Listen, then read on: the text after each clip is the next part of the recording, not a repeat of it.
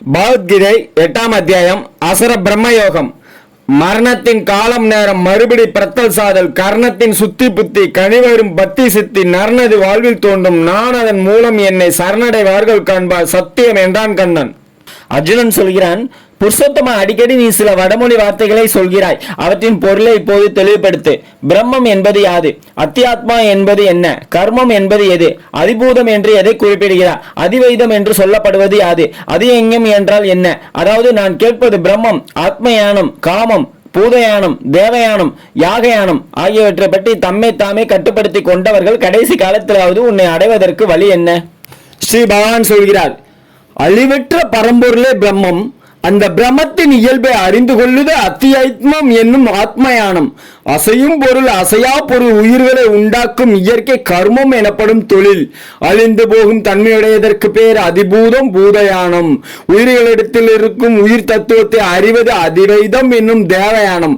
உடம்புக்குள்ளே நான் இருக்கிறேன் என்று அறிந்து கொள்ளுவது அதியங்கம் என்னும் யாகயானம். அர்ஜுனா, இறுதி நாளிலும் என்னையே பணிந்து உடம்பை விட்டு பெறுகிற ஆன்மா துன்பமற்ற ஆனந்த நிலையை அடைகிறான். அதாவது என் நிலையை அடைகிறான். இதில் சந்தேகமில்லை. குந்தியின் மகனே, மரண காலத்தில் எதை எதை நினைத்து கொண்டே ஒருவன் உயிரை விடுகிறானோ அவன் அதே நிலையை அடைகிறான். காரணம், அதையே நினைத்ததன் பலன் அது. ஆகவே ஒவ்வொரு சுனையையும் வீசும் போது என்னையே நினைத்து கொண்டு போர் நடத்த உன் மனதையும் அறிவையும் என்னிடத்தில் கொடுத்து விட்டு போரிடு. நீ என்னையே அடைவாய், சந்தேகமில்லை. வில் விஜயா, மனம் வேறு விஷயங்களில் செல்லக்கூடாது. பரம்பொருளை சிந்திப்பதே கொள்கையாக இருக்க வேண்டும். அந்த பழக்கத்தை உடற்பழக்கமாகவே ஆக்கிக் கொள்ளும் அபியாச யோகத்தை கடைபிடிப்பவன் அந்த பரம்பொருளையே அடைகிறான்.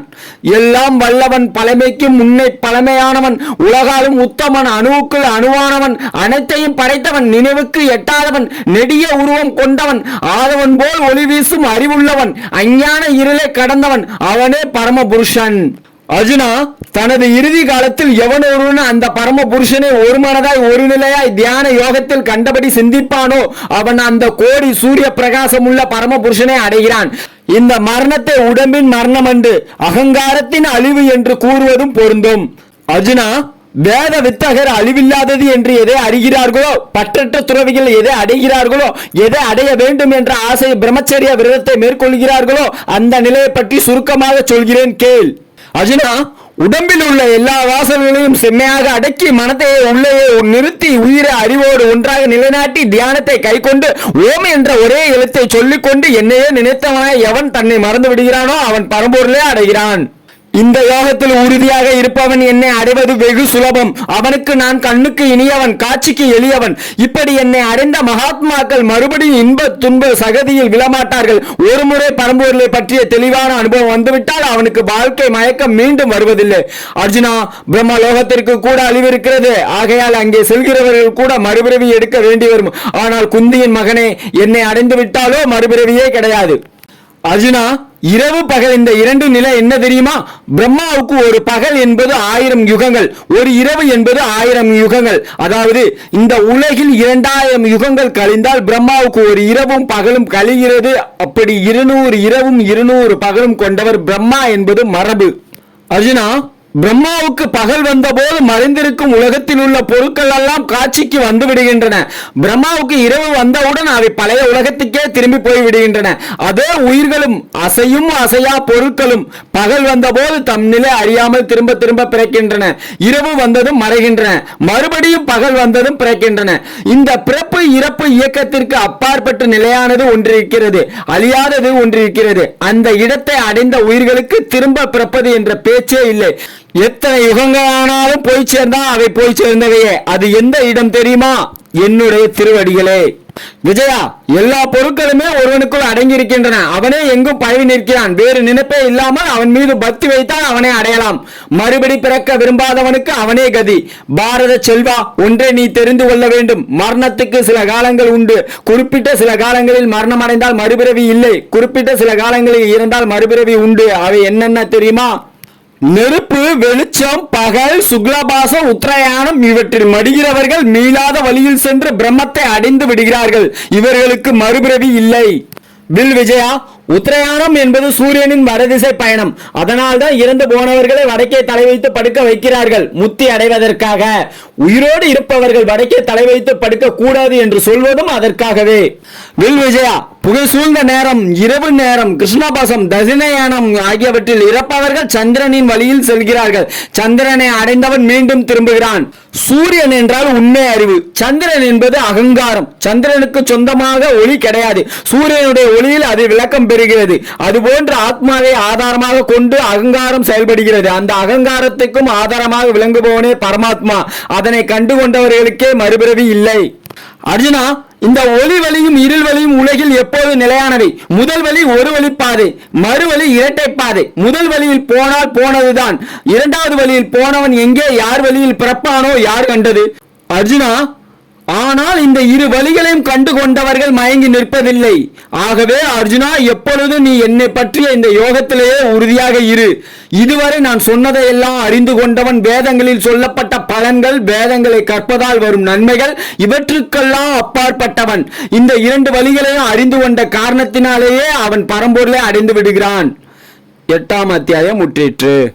பகவத்கீதை நூல் பற்றி ஒரு போர்க்களத்தில் 2 பேர் இவ்வளவு நேரம் தத்துவ விசாரணை நடத்த முடியுமா? அதிலும் போரை பற்றி மட்டிலும் பேசாமல் மனித வாழ்க்கையின் எல்லா உபகரணங்களையும் விலக்கி கொண்டிருக்க நேரம் கிடைக்குமா?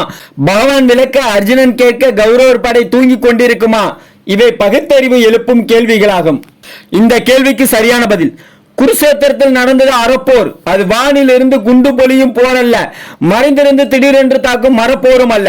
அறப்போரில் யுத்த தர்மம் என்னவென்றால், போருக்கு தயாராகி விட்டவர்கள் முதலில் தங்கள் கொடியை அசைக்க வேண்டும். எதிரியும் தன் கொடியை அசைத்தால்தான் போரை துவக்க வேண்டும். எதிரியின் கொடியை அசைவதற்கு எத்தனை நாளானாலும் அத்தனை நாளும் காத்து கொண்டுதான் இருக்க வேண்டும். குருசேத்திரத்தில் இருபாலும் தாரை தப்பட்டைகள் முழங்கிய பிறகு பாண்டவர்களின் கொடி அசைகிறதா என்றே துரியோதனன் படைகள் பார்த்து கொண்டிருந்தன. கீதோபதேசம் முடியும் வரை அந்த கொடி அசையவில்லை. அதுவரை காத்து கொண்டிருந்தன.